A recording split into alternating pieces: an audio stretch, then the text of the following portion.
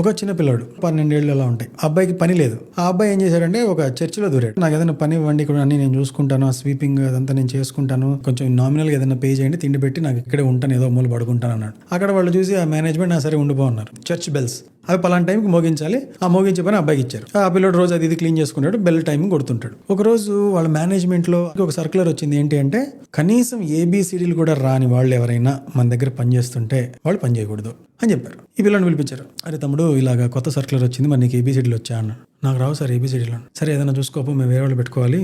అవునా సరే అని చెప్పి బయటకు వచ్చాడు. అన్నాడు వాడు పాపం చర్చిలో ఉన్నాడు. బయటకు వచ్చి చూశాడు రోడ్డు అంతా. ప్రపంచం ఏం చేయాలో ఏం తెలియదు అట్లా. స్వీట్ ఏదో చిన్న బర్ఫీ లాంటిదో ఏదో పెట్టేవాళ్ళు. భోజనం అయిపోయి తిన్నాం. ఏదైనా కొనుక్కుందామంటే ఏ షాపు లేదు. అరే ఈ చిన్న మిఠాయి కొట్టు లేదా అని చెప్పి 2 కిలోమీటర్లు వెళ్ళాడు లేదు, అటు 1 కిలోమీటర్ వెళ్ళాడు లేదు. ఎక్కడి నుంచో వెళ్ళి దూరంగా పోయి ఒక మిఠాయి కొట్టు ఇక్కడ ఉంటే కొనుక్కొని ఆ చిన్న స్వీట్ కొనుక్కొని తిన్నాడు. దీన్ని రెండో రోజు మళ్ళీ వాడికి అక్కడ ఆ చుట్టుపక్కల ఉండడం అలవాటు కదా, మళ్ళీ కిలోమీటర్ ఎవరు వస్తారని చెప్పి ఒకేసారి 3 కొనుక్కొని వెళ్ళాడు. దాని తర్వాత వాళ్ళ చుట్టుపక్కల ఉండే వాళ్ళిద్దరు ఫ్రెండ్స్ నాకు కూడా ఒకటి అన్నారు, మరి ఇది ఇంత అవుతుంది, 5 రూపాయలు అవుతుంది, నువ్వు ఇస్తావంటే నేను ఇస్తాను అన్నాడు. సరే పోయి ఇంకొని తెచ్చాడు. అలా 2-3 కూడా మొదలెట్టాడు. ఇదేదో బాగుంది అని చెప్పి డైరెక్ట్గా వెళ్ళి 20-30 తెచ్చి వీడమ్మడం మొదలెట్టాడు. ఎందుకంటే వాడికి పని లేదు, ఇక్కడ డిమాండ్ క్రియేట్ అయింది, చుట్టుపక్కల స్వీట్ షాప్ లేదు, తీసుకొని అమ్ముతున్నాడు. బాగా పోయినాయి. మెల్లగా ఏం చేశాడు, ఈ ఒక్క సందు ఇలాంటి సందులు ఎన్ని ఉంటాయి అని చూడడం మొదలెట్టాడు. అక్కడ ఒకటి ఉంది, ఇక్కడ ఒకటి ఉంది, ఐడెంటిఫై చేశాడు. అక్కడక్కడ ఇలాంటి షాపులు పెట్టాడు. బాగా పికప్ అవుతుంది.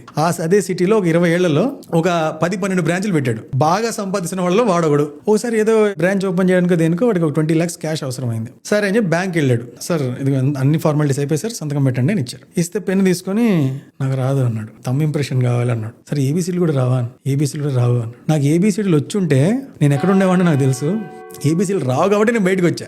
ఏబీసీలు కూడా రాని వాడిని నేను ఈరోజు ఇంత పెద్ద ఎంపైర్ క్రియేట్ చేసి ఇంతమందికి జాబులు ఇస్తున్నా. సో నీ ఇక్కడ హోల్ మొత్తంగా అండర్స్టాండ్ చేసుకోవాల్సిన పాయింట్ ఏంటంటే, చదువు అనేది ప్రైమరీ కాదు, తెలివి అనేది ప్రైమరీ. మన చుట్టుపక్కల ఉన్న వాటిని ఎంత కాన్ఫిడెంట్గా ఎదుర్కొంటున్నాము, ఎంత నీట్గా అనలైజ్ చేస్తున్నాము. చాలామంది ఈ మధ్య మార్కులు సరిగ్గా రావట్లేదని చెప్పి సూసైడ్లు చేసుకోవడాలు ఇవన్నీ మనం చూస్తూనే ఉన్నాం కదా.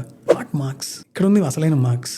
అండర్స్టాండ్ చేసుకోవాలి, ఎంజాయ్ చేయాలి. సో చదువు అంటే అసలైన చదువు ఏంటి అనేది మనం ఐడెంటిఫై చేయాలి. కాన్ఫిడెన్స్ బాగా బిల్డప్ చేసుకోవాలి. చదువు ఒక్కటే జీవితం కాదు అనేది తెలుసుకోవాలి.